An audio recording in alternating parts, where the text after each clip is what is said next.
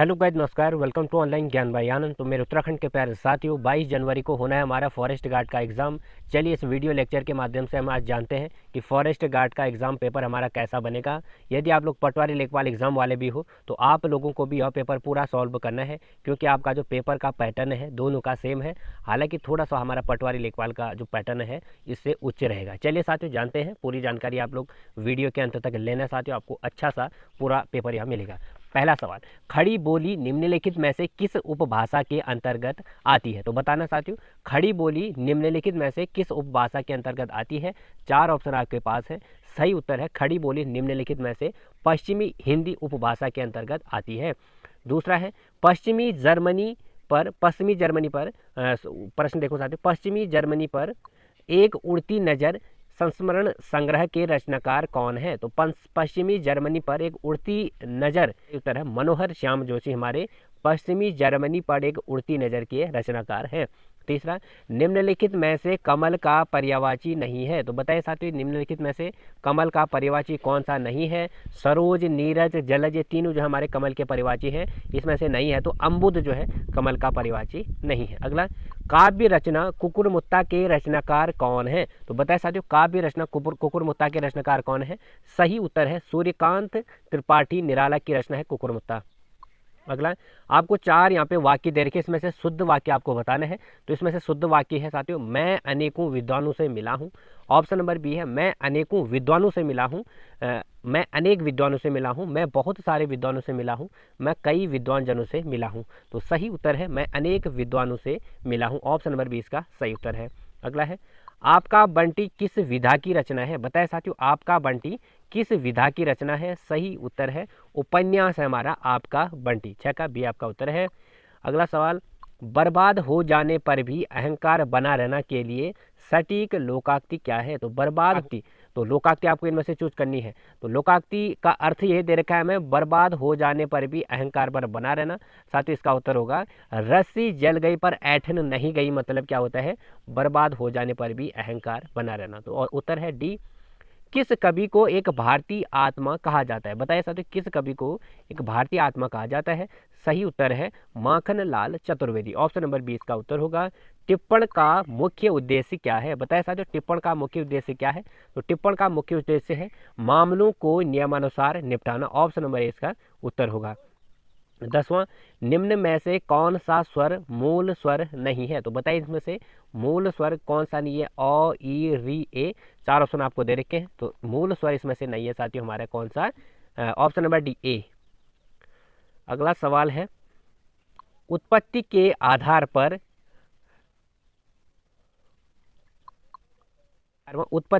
पर शब्दों के भेद कितने होते हैं? तो बताइए साथियों, उत्पत्ति के आधार पर शब्दों के कितने भेद होते हैं? तो उत्पत्ति के आधार पर तत्सम शब्द, तद्भव शब्द, देशज शब्द और विदेशी शब्द होते हैं।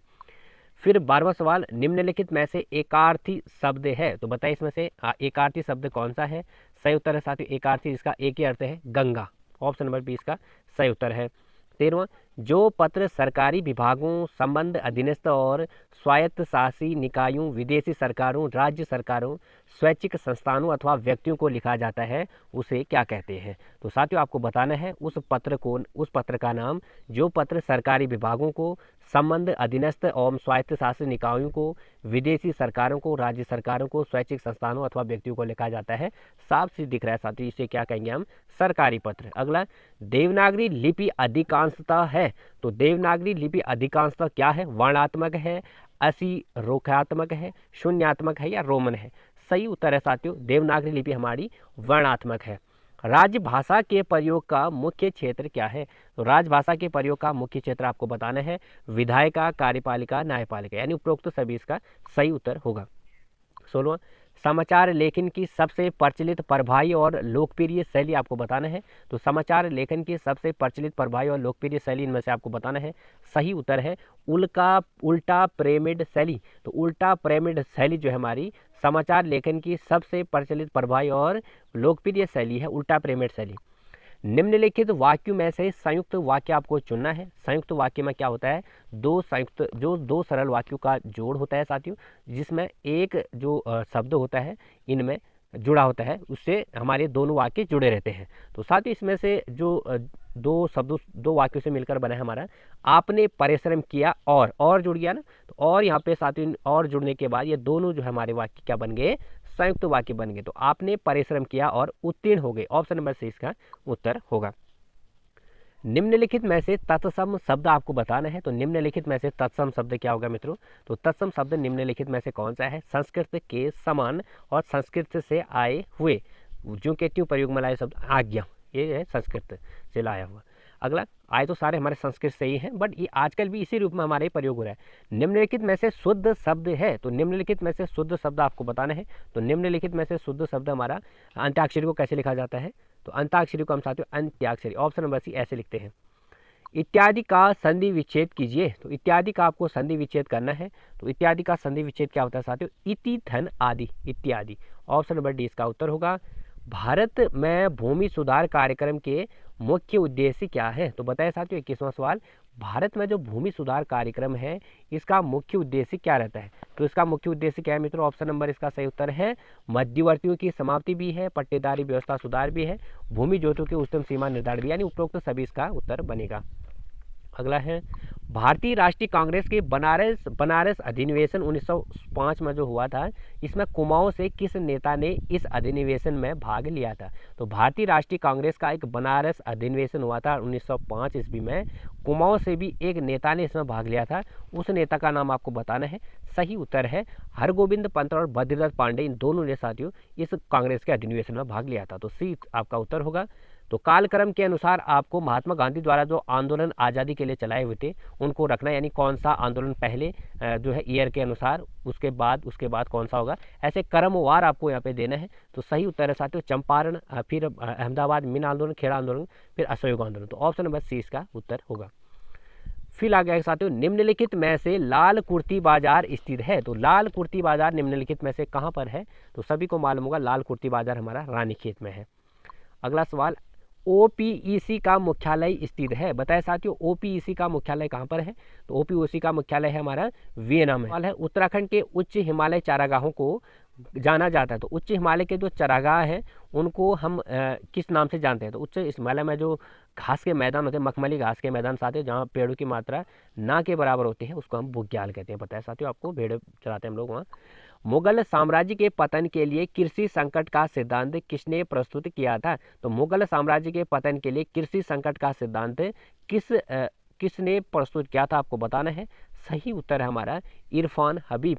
उत्तराखंड में सेंटर फॉर एरोमेटिक प्लांट स्थित है, उत्तराखंड में सेंटर फॉर एरोमेटिक प्लांट स्थित है कहाँ पे, सेला कुई में। तो 28 का आपका बी उत्तर सही होगा। अगला है 29वां, केदारखंड में गोपेश्वर का नाम वर्णित है, तो केदारखंड में गोपेश्वर को किस नाम से जाना गया साथियों, गौ स्थल, ऑप्शन नंबर इसका उत्तर होगा। गंगा नदी को राष्ट्रीय नदी कब घोषित किया गया था, तो हमारे उत्तराखंड से निकलने वाली गंगा नदी को कब भारत सरकार ने राष्ट्रीय नदी घोषित किया, आपको बताना है। सभी को मालूम होगा 4 नवंबर 2008 को। अगला सवाल, एलोरा का प्रसिद्ध कैलाश मंदिर किसने बनाया था, तो एलोरा का प्रसिद्ध कैलाश मंदिर किसने बनाया था, आपको बताना है। तो सही उत्तर है साथियों हमारे कृष्ण प्रथम ने, ऑप्शन नंबर 20 का सही उत्तर है। अगला सवाल, उत्तराखंड वन विकास निगम का गठन कब हुआ था, तो उत्तराखंड में वन विकास निगम का गठन आपको बताना कब हुआ था। सही उत्तर है हमारा उत्तराखंड वन विकास निगम का गठन हुआ था। अगला सवाल है, निम्न में से कौन सा नगर कर्क रेखा से के सबसे समीप है, तो निम्नलिखित में से कौन सा नगर कर्क रेखा के सबसे समीप आपको बताना है। तो सही उत्तर है साथियों हमारा कर्क रेखा के सबसे समीप हमारा कोलकाता। उत्तराखंड में एक नाली भूमि कितने मुट्ठी के बराबर होती है, तो उत्तराखंड में एक नाली भूमि कितने मुट्ठी के बराबर होती है साथियों, तो सभी को मालूम होगा एक नाली भूमि हमारी 16 मुट्ठी के बराबर होती है। राष्ट्रीय आपदा प्रबंधन प्राधिकरण का गठन कब हुआ, तो राष्ट्रीय आपदा प्रबंधन प्राधिकरण का जो गठन है आपको बताना है कब हुआ। सही उत्तर है 2005 ईस्वी को।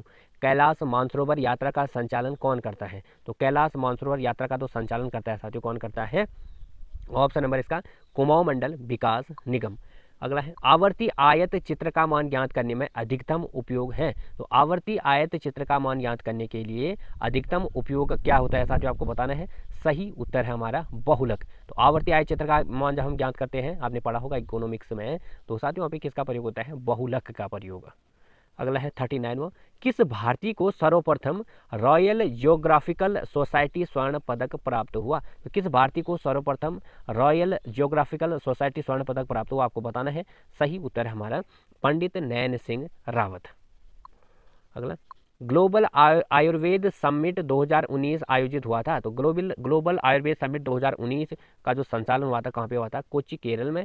PQRS कैरम खेल रहे हैं।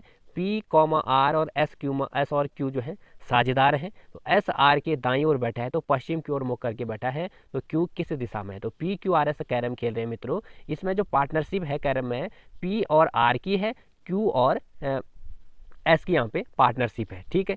और यहाँ पे दे रखा है कि SR के दाईं ओर बैठा है जो कि पश्चिम की ओर मुंह करके बैठा हुआ है। तो Q की दिशा आपको बतानी है। सीधे हमारा लॉजिक इसमें लग गया कि Q की दिशा कौन सी होगी साथियों? पश्चिम। 41 का आपका C हो गया। उत्तराखंड में वन आंदोलन से संबंधित तिलाड़ी कांड कब घटित हुआ था? तो उत्तराखंड में वन आंदोलन से संबंधित जो तिलाड़ी कांड था कब घटित हुआ था? मई 1930 में।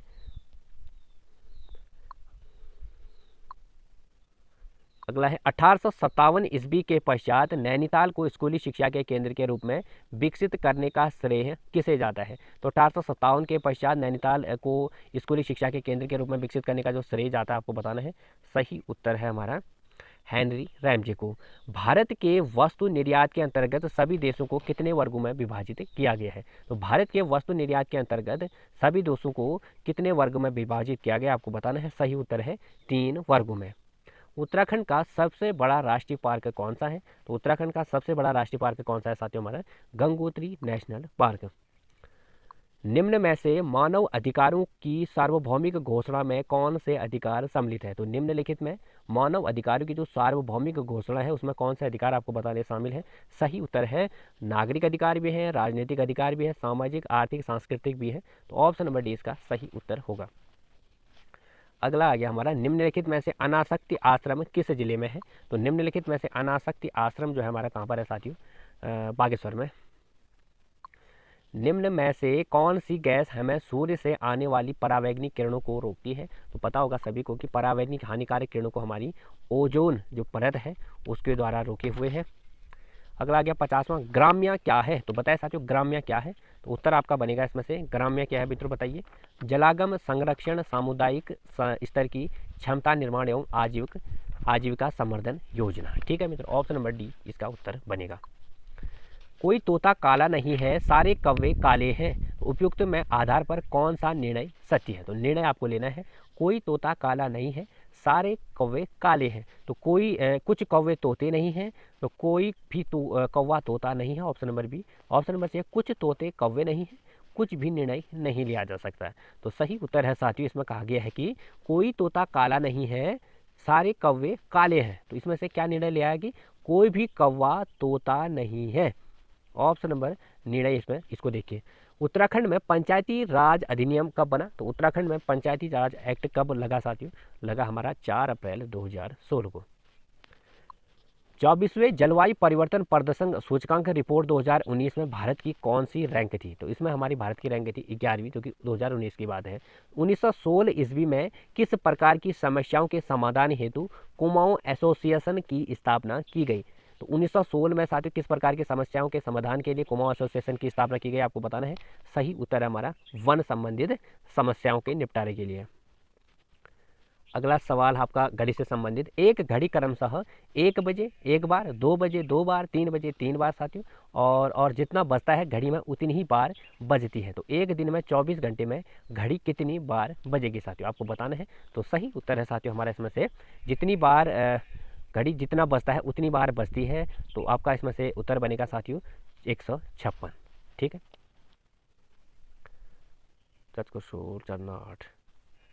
56वां, वन अनुसंधान संस्थान देहरादून के मुख्य प्रवेश द्वार को क्या कहा जाता है? तो वन अनुसंधान संस्थान देहरादून के मुख्य द्वार को क्या कहते हैं साथियों? Brandeis gate. भारत पुरुष हॉकी विश्व कप की मेजबानी कब करेगा? अच्छा सवाल है। भारत पुरुष हॉकी विश्व कप की मेजबानी 2023 में करेगा। 57 का आपका सी उत्तर करेक्ट होगा। राम 12 किलोमीटर दक्षिण की ओर चलता है और दाईं ओर मुड़कर 10 किलोमीटर चलता है, तब फिर दाईं ओर मुड़कर 12 किलोमीटर चलता है। तो अब जो है राम अपनी आरंभिक स्थान से कितनी दूरी पर है? तो राम 12 किलोमीटर दक्षिण की ओर चलता है। तो राम यानी अपने से नीचे को चल रहा है दक्षिण की ओर, ठीक है, 12 किलोमीटर, और फिर चलता है, फिर दाएं मुड़ता है। तो यहाँ से राम का दायां होगा साथियों, यहाँ से यदि राम नीचे को चला है तो राम का दायां होगा इधर को, और मुड़कर फिर 10 किलोमीटर और चलता है, फिर दाएं मुड़ता है, फिर यहाँ से वो चलता है, फिर दाएं मुड़कर 12 किलोमीटर चलता है। तो फिर वह 12 किलोमीटर चलता है। तो अब वह आरंभिक जिससे कितनी दूरी पर है? तो ये हमारे यहाँ पे 10 है, तो यहाँ पे 10 बन गया। तो ऑप्शन नंबर डी इसका सही उत्तर बनेगा। अगला आ गया, राज्य में हस्तशिल्प उद्योग में रिंगाल का वास्तविक नाम क्या है? तो राज्य में हस्तशिल्प उद्योग में रिंगाल का जो वास्तविक नाम है साथियों वो क्या है? किमना बमूसा फलकाटा, हस्तशिल्प रिंगाल का वैज्ञानिक नाम। बद्रीनाथ धाम के मुख्य पुजारी रावल निम्न में से किस क्षेत्र से चुने जाते हैं? तो बद्रीनाथ धाम के जो मुख्य पुजारी हैं रावल निम्न में से किस क्षेत्र से चुने जाते हैं आपको बताना है। सही उत्तर है मालवार क्षेत्र से। निम्न में से कौन सी एक उच्च संस्था की स्थापना सन 1982 ईस्वी में ग्रामीण वित्तीय व्यवस्था में शामिल सभी संस्थाओं में क्रियाकलापों को समावित करने के लिए की गई? तो आपको बताना है उस उच्च संस्था की स्थापना का नाम जिसकी स्थापना 1982 ईस्वी में ग्रामीण वित्तीय व्यवस्था में शामिल जो सभी संस्थाएं हैं उनके क्रियाकलापों को समावित करने के लिए की गई। सही उत्तर है साथियों हमारी NABARD, नाबार्ड की स्थापना। भोटिया जाति का ग्रीष्मकालीन आवास कहलाता है। तो भोटिया जाति का ग्रीष्मकालीन वाला क्या कहलाता है? मैथ। सीमांत गांधी के रूप में किसे हम जानते हैं? तो सीमांत गांधी किसका उपनाम है साथियों? खान अब्दुल गफ्फार खान जी का। गढ़वाल राइफल का युद्ध में जो संबंधित घोष है वो क्या है? जय घोष। तो गढ़वाल राइफल का जो जय घोष है साथियों नारा है वो आपको बताना है। तो सही उत्तर है जय बद्री विशाल। स्वेज नहर के दोनों सिरों पर स्थित पतन युग में है। तो स्वेज नहर के दोनों जो सिरे हैं उसके पतन युग में कौन सा आपको बताना है। सही उत्तर है पोर्ट सईद तथा तेफिक। भारत की सरकार ने किसानों के लिए राष्ट्रीय नीति की मंजूरी कब दी? तो भारत सरकार ने किसानों के लिए राष्ट्रीय नीति की मंजूरी आपको बताना कब दी? ऑप्शन नंबर है 2005 ईस्वी में। अगला 1 जनवरी 2006 ईस्वी को रविवार था। तो 1 जनवरी 2010 ईस्वी को कौन सा डे होगा? तो आप लोग सॉल्व करो इसको। इसका सही उत्तर है शुक्रवार साथियों। गढ़वाल का हातिम ताई कहा जाता है। तो गढ़वाल की हातिम ताई उपनाम से हम किसे जानते हैं? तो गढ़वाल की हातिम ताई हम जानते हैं कुंवर सिंह नेगी को। किस अधिनियम के द्वारा बर्मा को भारत से पृथक किया गया था? तो किस अधिनियम द्वारा बर्मा को भारत से पृथक किया गया था? 1935 अधिनियम के द्वारा। निम्न में से लामड़ गीत संबंधित है। तो निम्नलिखित में से लामड़ गीत जो है किससे संबंधित है? तो लामड़ गीत साथियों किस अवसर पर गाया जाता है आपको बताना है। तो लामड़ गीत हमारा गाया जाता है प्रेम गीत, प्रेम के संबंध में। प्रतिकर्ष और अपकर्ष कारक उत्तरदायी हैं। तो प्रतिकर्ष और जो अपकर्ष कारक हैं ये किस लिए उत्तरदायी हैं साथियों? प्रवास के लिए। ऑप्शन नंबर इसका उत्तर होगा। नैनीताल में सबसे बड़ा भूस्खलन कब हुआ था? तो नैनीताल में सबसे बड़ा 4 दिसंबर 1880 को, 1880 को। निम्न में से कौन संविधान सभा की प्रारूप कमेटी का सदस्य नहीं था? तो निम्न में से प्रारूप कमेटी का सदस्य कौन नहीं था आपको बताना है। सही उत्तर है हमारा जवाहरलाल नेहरू। रावण की तपस्या स्थली वैरास कुंड स्थित है। तो जो रावण की तपस्या स्थली वैरास कुंड स्थल है कहाँ पर है वो आपको बताना है। वो सही उत्तर है चमोली जनपद में। भारत में प्रथम हरित क्रांति के दौरान खाद्यान्न उत्पादन में आत्मनिर्भरता प्राप्त करने के लिए किस तकनीक का प्रयोग किया जाता है? तो वह तकनीक है साथियों हमारी जहां पर हरित क्रांति के दौरान खाद्यान्न उत्पादन में आत्मनिर्भरता प्राप्त करने के लिए किया जाता है जिसका प्रयोग वह प्रयोग हमारा रासायनिक उर्वरकों कीटनाशकों का प्रयोग, आधुनिक तकनीक का भी, मशीनरी का भी, उच्च पैदावार या उपरोक्त सभी इसका उत्तर होगा। संयुक्त राष्ट्र निशक्तिकरण आयोग की स्थापना किसने की थी? तो संयुक्त राष्ट्र निशक्तिकरण आयोग की जो स्थापना की थी कब हुई थी? 11 जनवरी 1952 ईस्वी को। अलगोजा बजाया जाता है। तो अलगोजा हम किस के द्वारा बजाते हैं साथियों? तो अलगोजा बजाया जाता है किसके द्वारा? मोह से। वायुमंडल में किस सतह में तापमान स्थिर रहता है? तो वायुमंडल है साथियों किस सतह में तापमान स्थिर रहता है? तो उत्तर देखिए आप लोग समझ गए होंगे, समताप मंडल यानी समान ताप। टिहरी रियासत के किस राजा को अपने नाम से शहर स्थापना की परंपरा शुरू करने का श्रेय था? तो अपने शहर प्रताप डचों ने बंगाल में अपने पहले केंद्र की स्थापना कहाँ पर की? तो डच जो थे साथियों, उनके द्वारा हमारे भारत में कहाँ पर पहला केंद्र खोला गया? वो था चिनसुरा। प्राचीन काल में अस्कोट राजधानी थी, तो प्राचीन काल में जो अस्कोट राजधानी थी किनकी थी आपको बताना है। सही उत्तर है हमारे पाल राजवंश की। नंदा देवी राष्ट्रीय उद्यान की स्थापना कब हुई?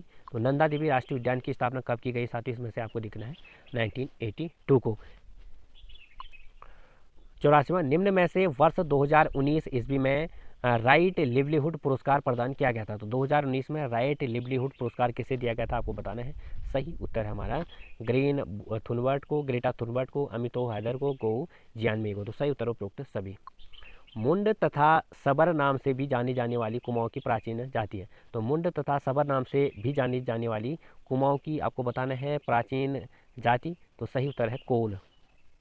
बासुकी ताल स्थित है, तो बासुकी ताल कहाँ पर है साथियों? केदारनाथ के निकट है, सभी को मालूम होगा ये।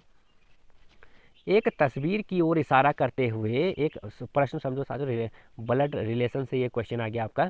एक तस्वीर की ओर इशारा करते हुए राम ने मोहन से कहा कि इसके पिता मेरी माँ के इकलौते पुत्र हैं। तो यह तस्वीर का से इसका क्या संबंध है?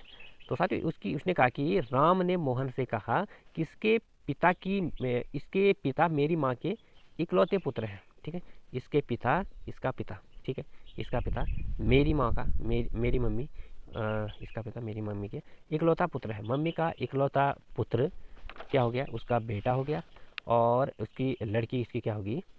तो साथियों इसका जो सही उत्तर बन रहा है वो बन रहा हमारा राम की लड़की है वो। ठीक है, लड़की। स्वामी विवेकानंद आश्रम है, तो स्वामी विवेकानंद आश्रम है किसका साथियों? 28वां, स्वामी विवेकानंद आश्रम कहाँ पर स्थित है? तो स्वामी विवेकानंद आश्रम हमारा श्यामला ताल के निकट है।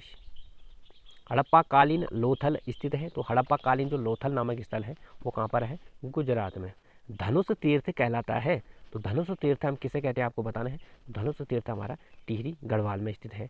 केदारनाथ पुनर्निर्माण का कार्य नेहरू पर्वतारोहण संस्थान के द्वारा कब प्रारंभ किया गया? यानी जो केदारनाथ पुनर्निर्माण का जो कार्य है नेहरू पर्वतारोहण संस्थान उत्तरकाशी के द्वारा कब इसको आधिकारिक तौर पर इस कार्य का पुनर्निर्माण के लिए सौंपा गया आपको बताना है। इसका उत्तर है 11 मार्च 2014 को।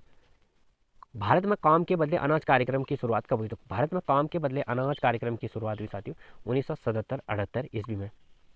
एकीकृत औद्योगिक नीति 2008 ईस्वी के अंतर्गत उत्तरकाशी जनपद को किस श्रेणी में हम रखते हैं? तो सही उत्तर है उत्तरकाशी हम श्रेणी ए में रखते हैं एकीकृत औद्योगिक नीति 2008 के अंतर्गत। लद्दाख के प्रथम लेफ्टिनेंट गवर्नर कौन था? साथियों 370 अनुच्छेद हटने के बाद JNK एंड लद्दाख हमारी 2 यूनियन टेरिटरी बनी। तो यहाँ का यानी लद्दाख का प्रथम लेफ्टिनेंट गवर्नर किसे बनाया गया आपको बताना है। सही उत्तर है डॉक्टर राधाकृष्ण माथुर। अलकनंदा और धौलीगंगा का संगम कहाँ पे होता है? अलकनंदा और धौलीगंगा का विष्णु प्रयाग में होता है। 97वां सवाल, उत्तरांचल राज्य गठन के बाद अंतरिम विधानसभा के कुल सदस्यों की संख्या कितनी है? तो कुल सदस्यों की संख्या साथियों अंतरिम विधानसभा में आपको बतानी है। सही उत्तर है 30।